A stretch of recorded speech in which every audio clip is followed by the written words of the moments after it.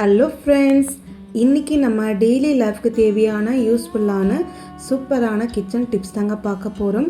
Video ரொம்ப யூஸ்ஃபுல்லாக இருக்கும். ஸ்கிப் பண்ணாமல் ஃபுல்லாக பாருங்கள் ஃப்ரெண்ட்ஸ். அப்போ தாங்க பார்க்குறவங்களுக்குமே புரியும். இப்போ வாங்க நம்ம வீடியோக்குள்ளே போய் என்னென்ன டிப்ஸ்ன்னு சொல்லி முழுமையாக பார்க்கலாம். ஃபஸ்ட்டு டிப்பு என்னன்னு சொல்லி பார்க்கலாங்க. நம்ம வீட்டு கேஸ் ஸ்டவ் நம்ம என்ன தான் க்ளீன் பண்ணி வச்சாலும் சரி, அந்த கேஸ் மேலே நம்ம அடிக்கடிக்கு சமைக்கும் போதில் பார்த்தீங்கன்னா சாம்பார் கரை, டீக்கரை, சாப்பாடு எல்லாமே கேஸ் மேலே விழுந்து கிடக்குங்க. முக்கியமாக பார்த்தீங்கன்னா எண்ணெய் பிசுக்கெல்லாம் அதிகமாக இருக்கும். அது எல்லாமே ரொம்ப ஈஸியாக நீங்கள் க்ளீன் பண்ணிக்கலாம். ஃபஸ்ட்டு நம்ம ஒரு சொல்யூஷன் ரெடி பண்ணிக்கலாம். கேஸ் க்ளீன் பண்ண நீங்கள் தனியாக எந்த லிக்விடை வாங்க வேண்டாம். ஒரு கப் எடுத்துக்கலாங்க. கப்புக்குள்ளே பார்த்தீங்கன்னா நம்ம சோப்பு துரு வச்சுக்குள்ளே அந்த சோப்பில் பார்த்தீங்கன்னா ஒரே ஒரு டீஸ்பூனுக்கு மட்டும் நீங்கள் கப்புக்குள்ளே நம்ம சேர்த்துக்கலாங்க. இந்த மாதிரி நீங்கள் செய்ததுக்கப்புறம் நீங்கள் பார்த்தீங்கன்னா இது கூட நீங்கள் பாதி லெமன் ஜூஸ் நீங்கள் சேர்த்துக்கோங்க. என்கிட்ட இன்றைக்கி லெமன் ஜூஸ் இல்லாததுனால அதுக்கு பதில் அரை மூடி வினிகர் போல் நான் சேர்த்துக்கிறேங்க. இப்போ நான் அரை மூடி போல் வினிகர் நான் சேர்த்ததுக்கப்புறம் ஒரு ஸ்பூன் வச்சு நல்லா நம்ம கலந்து விட்டுடலாங்க. இந்த மாதிரி நம்ம நல்லா கலக்கி விட்ட பின்னாடி இது கூடவே நம்ம ஒரே ஒரு கொஞ்சம் போல் மட்டும் நம்ம தண்ணி சேர்த்துக்கலாங்க. தண்ணி நம்ம சேர்த்ததுக்கப்புறம் மறுபடியும் ஸ்பூன் வச்சுட்டு நல்லா நம்ம கலந்து விட்டுடலாங்க. இப்போ நமக்கு கேஸ் க்ளீன் பண்ண சொல்யூஷன் ரெடி ஆகிடுச்சுங்க.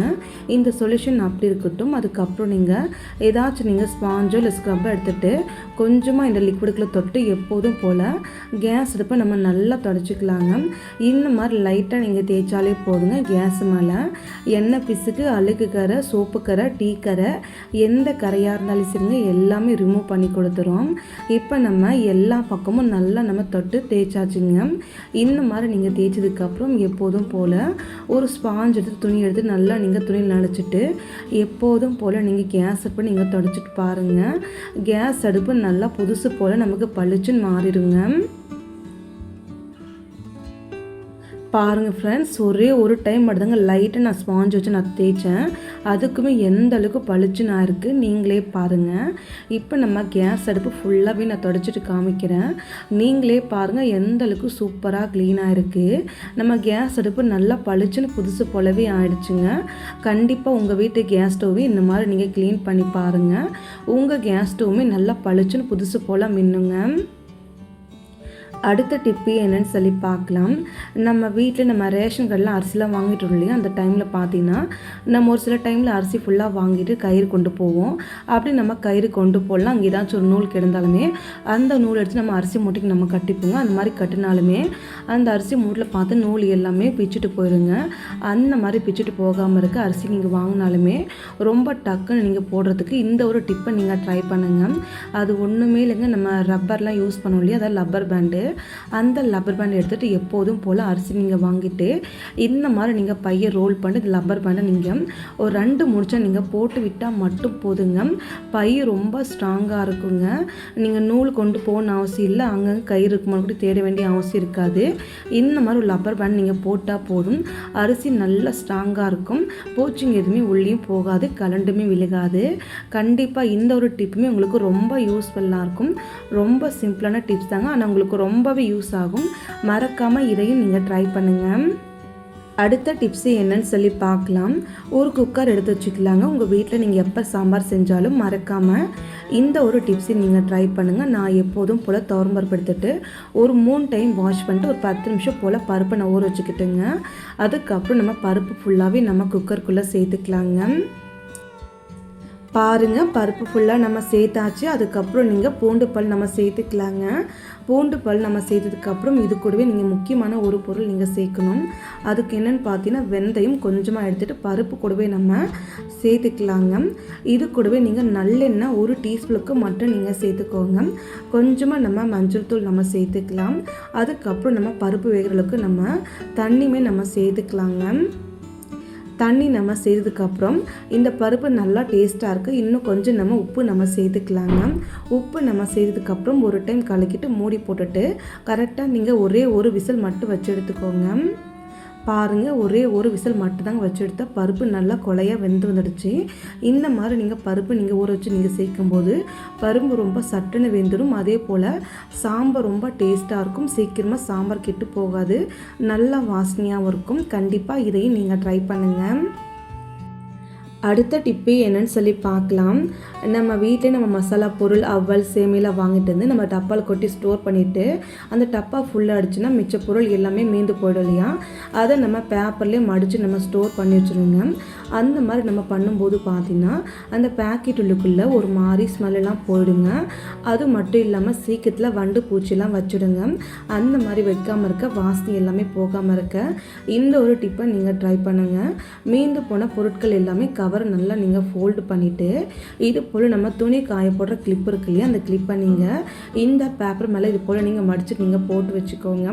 இதே போல் எல்லா பேக்கெட் மேலே நான் போட்டு வச்சுக்கிட்டுங்க. இதை நம்ம எப்படி ஸ்டோர் பண்ணலான்னு சொல்லி பார்க்கலாம். உங்கள் வீட்டில் ஏதாச்சும் பிளாஸ்டிக் டப்பாவோ இல்லைனா இது போல் பக்கெட்டாக நம்ம எடுத்துக்கலாங்க.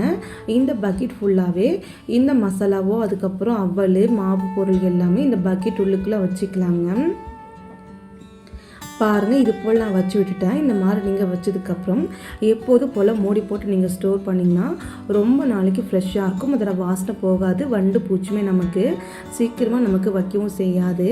கண்டிப்பாக இந்த ஒரு டிப்பு நீங்கள் ட்ரை பண்ணுங்கள். அடுத்த டிப்பு என்னன்னு சொல்லி பார்க்கலாம். நம்ம நிறைய பீரியட்டில் பார்த்தீங்கன்னா சிலிண்டர் கொண்டு போய்க்க நமக்கு ரொம்ப கஷ்டமாக இருக்கும். நம்ம வீட்டில் காலியான சிலிண்டராக இருக்கட்டும் இல்லைனா ஃபுல் சிலிண்டராக இருக்கட்டுங்க, இந்த மாதிரி நீங்கள் ட்ரை பண்ணுங்கள். ஒரு இடத்துலேருந்து இன்னொரு பிளேஸுக்கு மாற்ற நமக்கு ரொம்ப ஈஸியாக இருக்கும். அதுக்கு ஃபஸ்ட்டு ஒரு அரிசி பை எடுத்துக்கலாங்க. இந்த சிலிண்டரை நீங்கள் அரிசி பை மேலே இது போல் நீங்கள் வச்சு விட்டுருங்க. நான் இன்றைக்கி பார்த்தீங்கன்னா வீடியோக்காண்டி காலியான சிலிண்டர் எடுத்து வச்சுருக்கேன். இந்த மாதிரி நீங்கள் சிலிண்டரை அரிசி பேக் மேலே நீங்கள் வச்சு விட்டுருங்க. இந்த மாதிரி நம்ம வச்சதுக்கப்புறம் எப்போதும் போல் அரிசி பேக்கை நீங்கள் லைட்டாக நீங்கள் இழுத்தாலே போதும். அந்த சிலிண்டர் பார்த்தீங்கன்னா அழகாக நமக்கு வந்துடுங்க. இந்த மாதிரி இழுக்கும்போது தரை எதுவுமே நமக்கு டேமேஜ் ஆகாது. ரொம்ப ஈஸியாக ஒரு இடத்துலேருந்து இன்னொரு இடத்துக்கு கொண்டு போய்க்கிறதுக்கு நமக்கு ரொம்ப ஈஸியாக இருக்கும். கண்டிப்பாக இந்த ஒரு டிப்பை நீங்கள் ட்ரை பண்ணுங்கள். அடுத்த டிப்பு என்னென்னு சொல்லி பார்த்தீங்கன்னா, நம்ம சிலிண்டர் வைக்கிறதுக்கு அடியில் ஏதாச்சும் ஒரு அரிசி பை நீங்கள் போட்டு மடிச்சதுக்கப்புறம் நீங்கள் சிலிண்டர் வச்சு விட்டிங்கன்னா தரையில் பார்த்தீங்கன்னா ஒரு மாதிரி கரையெல்லாம் படியும் இல்லையா, அந்த மாதிரி கரை படியாமல் இருக்கும். கண்டிப்பாக இதையும் நீங்கள் ட்ரை பண்ணுங்கள். அடுத்த டிப்பு என்னென்னு சொல்லி பார்க்கலாம் வாங்க. நம்ம வீட்டில் யூஸ் பண்ணாத பழைய கட்டை பேக்கோட ஸ்டிக் இருக்கு இல்லையா, அதை நான் எடுத்து வச்சுருக்கேங்க. இது அப்படி இருக்கட்டும். அதுக்கப்புறம் உங்கள் வீட்டில் யூஸ் பண்ணாத ஏதாச்சும் வழியில் நீங்கள் எடுத்து வச்சுக்கோங்க. நான் இன்றைக்கி பாப்போட வழியில் ஒரு 5 போல் மட்டும் எடுத்திருக்கேன்.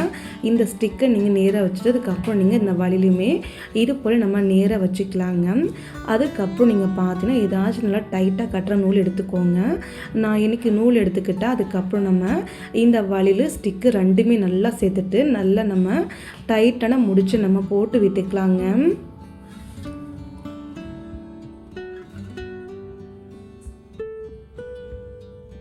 பாருங்கள், டைட்டான முடிச்சு நம்ம போட்டு விட்டாச்சு. அதுக்கப்புறம் நீங்கள் எக்ஸ்ட்ரா இருக்கக்கூடிய நூலை நம்ம கட் பண்ணிக்கலாங்க.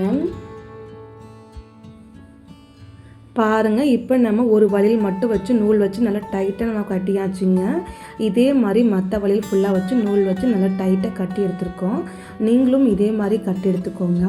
அதுக்கப்புறம் மறுபடியும் இந்த ஸ்டிக்கை நீங்கள் கீழே வச்சுட்டு இப்போ நம்ம 2 வழிலாம் நம்ம திரும்பவுமே நம்ம கட்டிக்கணுங்க. அதுக்கு மறுபடியும் நான் நூல் எடுத்துருக்கேன். நூல் எடுத்துகிட்டு இந்த 2 வழிலாம் நீங்கள் ஜாயின் பண்ணுற மாதிரி மறுபடியும் நீங்கள் நல்லா டைட்டு நம்ம முடிச்சு போட்டு விட்டுக்கலாங்க. இப்போ பாருங்கள் ஃப்ரெண்ட்ஸ், 2 வழியில் வச்சு நம்ம நூல் வச்சு நல்லா டைட்டாக நம்ம கட்டியாச்சுங்க. அதுக்கப்புறம் நீங்கள் பார்த்தீங்கன்னா எக்ஸ்ட்ரா இருக்கக்கூடிய நூலை நம்ம கட் பண்ணி எடுத்துடலாம். இதே மாதிரி எல்லா வழியுமே நம்ம நூல் வச்சு நல்லா டைட்டாக நம்ம கட்டி எடுத்துக்கலாங்க. நீங்களும் இதே மாதிரி நீங்கள் கட்டி எடுத்துக்கோங்க. அதுக்கப்புறம் இதை நீங்கள் சைடில் வச்சுட்டு மறுபடியும் நீங்கள் நூல் எடுத்துக்கிட்டாங்க. நூல் எடுத்துகிட்டு நல்ல லென்த்தாக நூல் எடுத்துகிட்டு இந்த ஸ்டிக் இருக்கு இல்லையா, இந்த ஸ்டிக்கு உள்ளுக்குள்ளே ஒரு பக்கம் நூலை விட்டுட்டு ஆப்போசிட் சைடு இந்த நூலை நம்ம எடுத்து விட்டுக்கலாங்க. இப்போ பாருங்கள் ஃப்ரெண்ட்ஸ், ஆப்போசிட் சைடு நூல் வந்துடுச்சுங்க. நூல் நம்ம எடுத்து விட்டுக்கலாங்க. நூலை நம்ம எடுத்துட்டதுக்கப்புறம் கொஞ்சம் லென்த்தாக நீங்கள் நூல் விட்டுட்டு எப்போதும் போல் நல்லா நம்ம டைட்டாக நம்ம கட்டி எடுத்துக்கலாங்க. நல்லா டைட்டாக நீங்கள் கட்டி விட்டதுக்கப்புறம் எக்ஸ்ட்ரா இருக்கக்கூடிய நூலை நம்ம கட் பண்ணி எடுத்துடலாங்க. இப்போ நமக்கு ரெடி ஆகிடுச்சு. இது எதுக்காகன்னு சொல்லி பார்க்கலாம். நான் இன்றைக்கி பார்த்தீங்கன்னா ஆணியில் மாட்டிக்க போகிறேன். உங்கள் வீட்டில் ஒருவேளை ஆணிலனா ஜன்னல் கம்பில் நீங்கள் கட்டி விட்டுக்கலாங்க. இது எதுக்காகன்னு சொல்லி பார்க்கலாம். நம்ம வீட்டில் சுடிதார் ஷால்லாம் இருக்கு இல்லையா, ஷால்லாம் பார்த்து நம்ம அங்கங்கே வச்சுருப்போம் இல்லையா, அந்த ஷால்பில் எடுத்து இந்த வளையல் உள்ளுக்குள்ளே நீங்கள் போட்டு ஆர்கனைஸ் பண்ணி வச்சுக்கலாம். இந்த மாதிரி நீங்கள் ஆர்கனைஸ் பண்ணிக்கும் போது பார்த்தீங்கன்னா நிறைய துப்பட்டாவும் இந்த வளையல் உள்ளுக்குள்ளே நீங்கள் போட்டு வச்சுக்கலாம். பார்க்க ரொம்ப அழகாக இருக்கும், எடுக்குமே நமக்கு ரொம்ப ஈஸியாக இருக்கும், கீழெலாம் விழுகாதுங்க. அந்தளவுக்கு ஸ்ட்ராங்காக நம்ம கட்டி வச்சுருக்கோம். கண்டிப்பாக இதையும் நீங்கள் ட்ரை பண்ணுங்கள். அடுத்த டிப்பே என்னன்னு சொல்லி பார்க்கலாம். நான் இன்றைக்கி பார்த்தீங்கன்னா தண்ணி கேன் எடுத்துருக்கேங்க. தண்ணி பார்த்தீங்கன்னா மேல் கேன் உடஞ்சிருந்தது, அதனால் மேலே இருக்கிற பாட்டை மட்டும் நான் கட் பண்ணி எடுத்துகிட்டேன், கீழே இருக்கிறது மட்டும் இருக்குங்க. இதை நம்ம எப்படி யூஸ் பண்ணலான்னு சொல்லி பார்க்கலாம். ஃபஸ்ட்டு இதை நீங்கள் சைடில் வச்சுக்கோங்க. உங்கள் வீட்டில் யூஸ் பண்ணாத ஏதாச்சும் நைட்டு தான் எடுத்துக்கோங்க. நைட் எடுத்துகிட்டு உள் பக்கமாக நீங்கள் திருப்பிக்கலாங்க. உள் பக்கமாக நீங்கள் திருத்திட்டு அந்த கையை மட்டும் நீங்கள் இது போல் நல்லா நீங்கள் ஃபோல்டு பண்ணிவிட்டு இந்த மாதிரி கொஞ்சம் துணி மட்டும் நீங்கள் எப்போதும் போல் லப்பர் பேண்ட் நம்ம போட்டு விட்டுக்கலாம். இந்த மாதிரி நீங்கள் லப்பர் பேண்டை நீங்கள் போட்டு வச்சுக்கோங்க. அதுக்கப்புறம் நம்ம முன்னாடி கேன் வச்சுருந்தோம்ல, அந்த கேன் உள்ளுக்குள்ளே இந்த துணி இது போல் நீங்கள் விட்டுருங்க. அதுக்கப்புறம் நீங்கள் வெளி பக்கமாக இந்த துணியை நீங்கள் எடுத்து விட்டுருங்க. இந்த மாதிரி நீங்கள் எடுத்துட்டதுக்கப்புறம் பார்த்தீங்கன்னா கை வச்சுட்டு இந்த துணி எல்லா பக்கமும் இது போல் நீட்டாக நீங்கள் வச்சு விடுங்க. பாருங்கள், இது போல் நீங்கள் எல்லா பக்கமும் கசிக்கு வைக்காமல் கொஞ்சம் நீட்டாக நீங்கள் வச்சிங்கன்னா பார்க்க ரொம்ப அழகாக இருக்கும். இப்போ நான் இந்த நைட்டு துணியை நல்லா நான் மடித்து வச்சுக்கிட்டேன். இது எதுக்காகன்னு சொல்லி பார்க்கலாம். நம்ம நிறைய வீட்டில் பார்த்தீங்கன்னா பாத்திரம் ஃபுல்லாக க்ளீன் பண்ணி நம்ம வச்சுருப்போம் இல்லையா, அந்த பாத்திரம் எடுக்க நிறைய வீட்டில் ஸ்டாண்ட்லாம் இருக்காது. அதுக்கு பிறகு நீங்கள் இந்த பாத்திரம் ஃபுல்லாக எடுத்து இந்த மாதிரி நீங்கள் போட்டு வச்சுக்கிட்டிங்கன்னா எடுக்கும் நமக்கு ரொம்ப ஈஸியாக இருக்கும். முக்கியமாக சின்ன சின்ன கப்பு, மிக்ஸி ஜாரு, டம்ளரு இது எல்லாம் நமக்கு போட்டுக்க ரொம்ப ஈஸியாக இருக்குங்க. நிறைய பாத்திரம் நம்ம போட்டு வச்சுக்கலாங்க. இதை நீங்கள் சைடில் வச்சுக்கோங்க. அதுக்கப்புறம் நீங்கள் பார்த்தீங்கன்னா உங்கள் வீட்டில் யூஸ் பண்ணாத வளையல் இருந்தால் எடுத்துக்கோ. நான் இன்றைக்கி மெட்டல் வளையல் ஒரு 10 வளையல் கிட்ட எடுத்துருக்குங்க. இந்த வளையல் ஃபுல்லாகவே இது போல் நீங்கள் நேராக வச்சுக்கோங்க. அதுக்கப்புறம் நீங்கள் பார்த்தீங்கன்னா வளையலை நீங்கள் நூல் வச்சு நல்லா டைட்டாக நம்ம கட்டி எடுத்துக்கலாங்க. இந்த வளையல் ஃபுல்லாகவே நல்லா நீங்கள் ஜாயின் பண்ணி எடுத்துக்கணும். இந்த மாதிரி நீங்கள் ஜாயின் பண்ணி எடுத்து வச்சுக்கோங்க.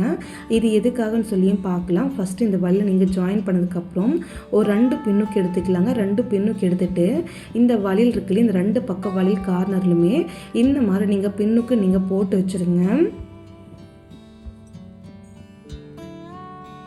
அதுக்கப்புறம் இதை நீங்கள் சைடில் வச்சுக்கணும். நம்ம முன்னாடியே பாத்திரமெல்லாம் போட்டு வச்சுருலையா அந்த கேனு, அதை நம்ம எடுத்துக்கலாங்க. அதை எடுத்துகிட்டு நீங்கள் பார்த்தீங்கன்னா அந்த நைட்டி மேலே இந்த பின்னை ஒரு பக்கம் ஹேங் பண்ணி வச்சுருங்க. அதுக்கப்புறம் நீங்கள் நல்லா டைட்டாக நீங்கள் பிடிச்சதுக்கப்புறம் இந்த வல்ல நீங்கள் நல்லா கேன் ஃபுல்லாகவே சுற்றிட்டதுக்கப்புறம் இன்னொரு பக்கமும் பின்னுக்கு வச்சு நல்லா டைட்டாக நம்ம ஹேங் பண்ணி விட்டுக்கலாம்.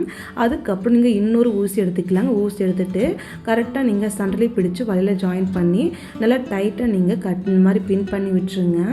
இப்போ இது எதுக்காகன்னு சொல்லி பார்க்கல. நம்ம வீட்டில் கரண்டி, ஸ்பூன் இல்லாமல் க்ளீன் பண்ணி நம்ம அங்கங்கே வச்சுருப்போம் இல்லையா, அது எல்லாமே நீங்கள் இந்த வளையல் உள்ளுக்குள்ளே நீங்கள் வச்சு விட்டுக்கலாங்க. இந்த மாதிரி வைக்கும்போது பார்த்தா நல்லா ஸ்ட்ராங்காக இருக்கும், கீழே நமக்கு விழுகாது, எடுக்குமே நமக்கு ரொம்ப ஈஸியாக இருக்குங்க. இனிமேல் நம்ம வீட்டில் ஸ்டாண்ட் இல்லைனாலும் இந்த மாதிரி நீங்கள் ட்ரை பண்ணி பாருங்கள். ரொம்ப சூப்பராக இருக்கும், எடுக்கும் நமக்கு ரொம்ப ஈஸியாக இருக்கும், இடமும் கம்மியாக தாங்க நமக்கு பிடிக்கும் செய்யும். கண்டிப்பாக இதையும் நீங்கள் ட்ரை பண்ணி பாருங்கள். ஓகே ஃப்ரெண்ட்ஸ், இன்றைக்கான டிப்ஸில் உங்களுக்கு எந்த டிப்ஸு பிடிச்சிருக்குன்னு சொல்லி மறக்காமல் கீழே கமெண்ட் பாக்ஸில் கமெண்ட் பண்ணுங்கள். இந்த வீடியோ பொறுமை பார்த்த எல்லா ஃப்ரெண்ட்ஸுக்குமே ரொம்பவே நன்றிங்க. தேங்க்யூ ஃப்ரெண்ட்ஸ், நாளைக்கு பார்க்கலாம்.